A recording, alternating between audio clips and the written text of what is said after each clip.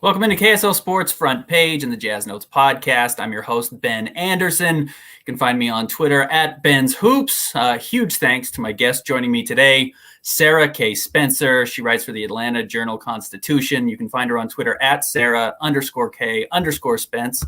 Sarah, thanks for jumping on. Thank you so much for having me. Please excuse my very complicated Twitter handle. That's what happens when you have a common name. Well, yeah, Ben Anderson. It really doesn't get any worse than that. So Ben Anderson too. You feel my pain. So we're kind of both going through some similar things right now. I cover the Jazz. You cover the Hawks. Both of their last games were canceled. There was some question about whether tomorrow's game was going to be able to be played because I know some Hawks players are in quarantine or were in kind of the protocol tracing isolation. What's the latest on the Hawks side of it? So basically what happened is that a member of the Hawks traveling staff tested positive, and therefore people who had close contact with that person had to isolate.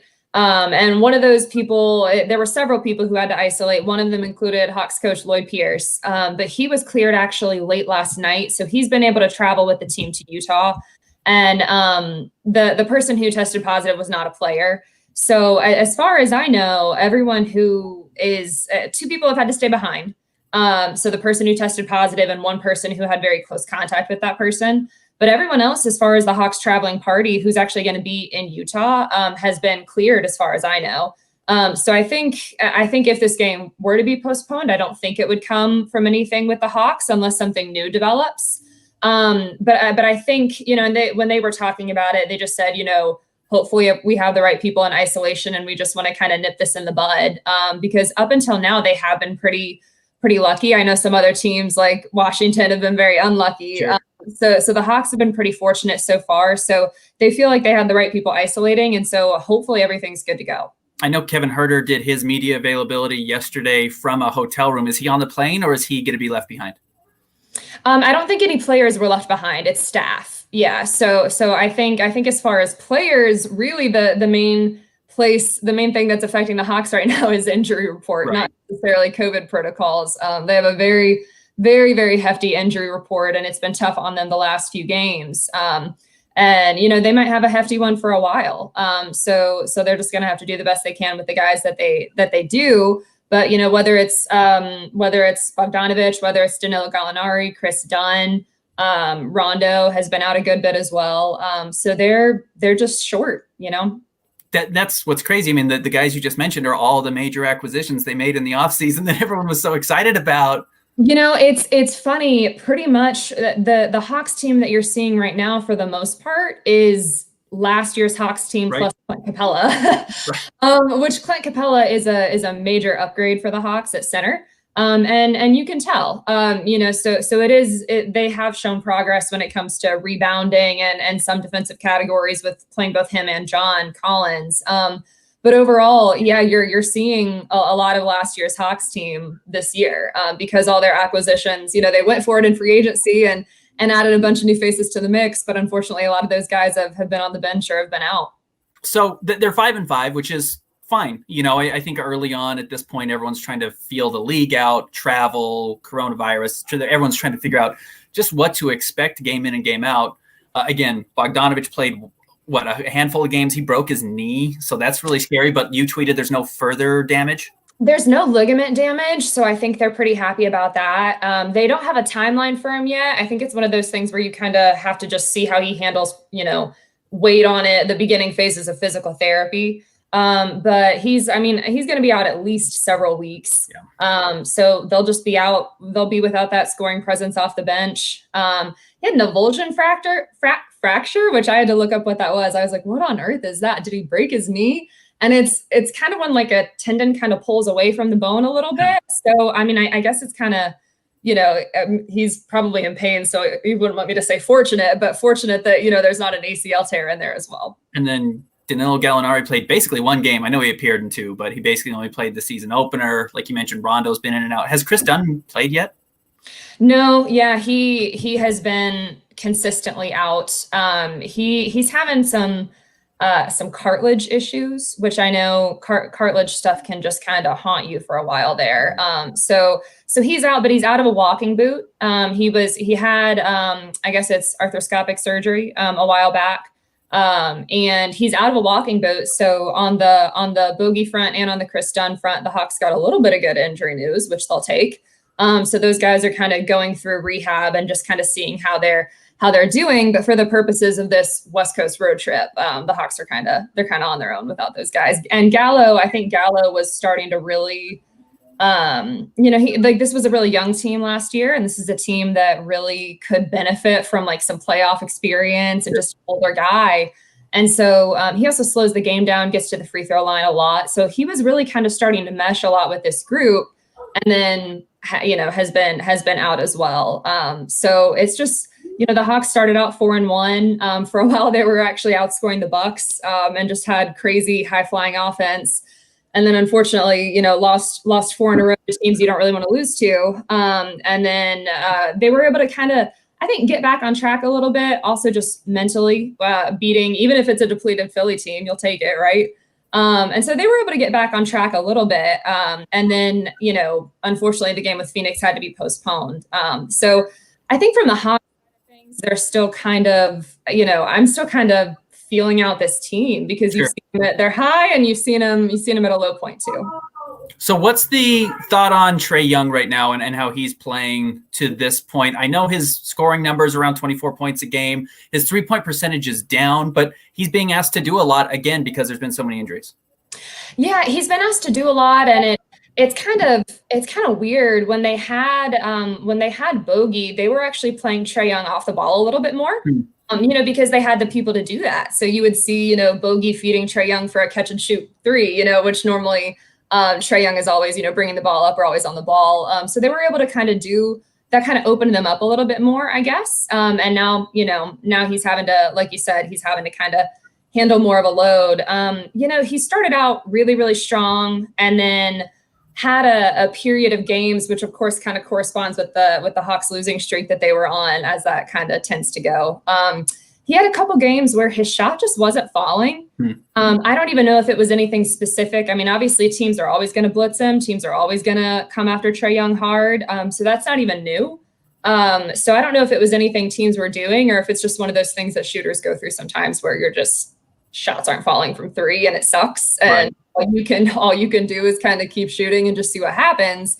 And then against Philly, it kind of evened out a little bit. And he looked a lot more confident. He looked better from the get-go. He hit 2, really deep threes. And it kind of felt like he got back a little bit of mojo.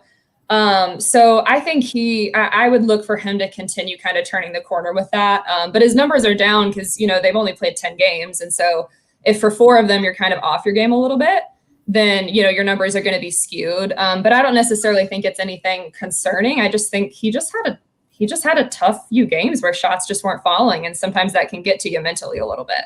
I know Jazz fans were taking some interest in the Hawks and some of their young players, specifically John Collins, because there was rumors of a potential Rudy Gobert for John Collins and DeAndre Hunter trade. I think it was, it never materialized, obviously, but what is the latest on the John Collins front? What's going to happen there? They didn't sign him to a contract extension this offseason. There are teams that would want him. He's a very good young player. Yeah, John is, it's unfortunate. He had talked a lot about not wanting to be in a contract year, but and wanting to stay in Atlanta. But, unfortunately, that's kind of what it came to. And he had also said a few times that he felt like he should be in the conversation for a max deal. To be fair, he had said, sometimes you don't always get what you want, like you negotiate and sometimes it doesn't work out that way. But yeah, no, so now he's kind of in a kind of a show me season, I'm sure the Hawks will be in the mix for him come, a restricted free agency, when that happens. They're really high on John. I mean, John is an incredibly gifted offensive player. He's only gotten better every year too. But last year he was suspended for 25 games. So he was one of 4 guys to average 20 and 10. And then, but it was in a little bit of a smaller sample size because of that suspension. And then you add in something that of course wasn't his fault, which is the Hawks season was cut short 15 games. because the season was suspended. So he's a very gifted offensive player. He went 4 for 7 from 3 against Philly. Actually, last year he led the Hawks in 3-point shooting. I think it was 40.1%. So he can stretch the floor too. He can do some dynamic things. Him and Clint Capella have looked pretty good together. I think there were questions as to how that'll fit, how they'll fit and everything like that. So I think they've looked pretty good together. I think the question for John is going to be how much more can he improve defensively? And last year, or I guess last season, he did take a step forward defensively a little bit, but, I think they still want to see more out of him defensively. And they also need that team wide, that like the Hawks had a couple categories they really needed to improve on.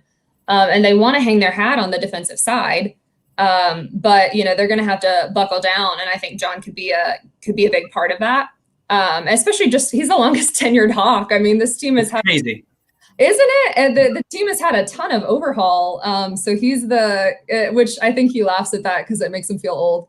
But really it's just a sign that there have been so many moving parts on this roster. But yeah, no, I mean, I think that the Hawks are still, high on John and know what he can contribute offensively and how he can grow defensively as well. All right, Sarah. So let's talk about something that's been going on. It's kind of funny. The conferences have flipped sides. We'll be quick on this. LeBron was in the East, so all the other good players went to the West. He kind of has this anti-gravity that pushes everybody away from him. And now he's with the Lakers, and every superstar wants to go play in the East. And the Hawks are now having to stack up against Miami, Milwaukee, Brooklyn certainly now is in the mix. Boston's very good. Like, it's crazy, but now you add James Harden to this mix. What's the Eastern Conference perspective? What's the Hawks' perspective on this trade? Well, it's going to be, I guess, it's tough whenever you have to contend. I mean, the Nets are already a tough matchup, and then you add James Harden, and it's like, well, goodness, Yeah. So they're even more of kind of a juggernaut, I guess, in that way now that they've added him. And, like you said, the East is, becoming more and more competitive. I think for the Hawks, I think at this point, they just are focused on it, honestly, since last March, even in the midst of a losing season is when Hawks coach Lloyd Pierce first said, the next step for us next season is the playoffs. And I think it kind of like raised a few eyebrows at the time, just because they were in the midst of a losing season. But that's, they feel like they're nearing the end of their rebuild. And a lot of the players have echoed that sentiment as well. So for the Hawks, I think they're just focusing on that. I think they want to see growth from their young guys. I think they want to see contributions from their new guys. It's also difficult because they have 9 new players on the roster and had like a week or two to figure all out, all those moving parts before the season started.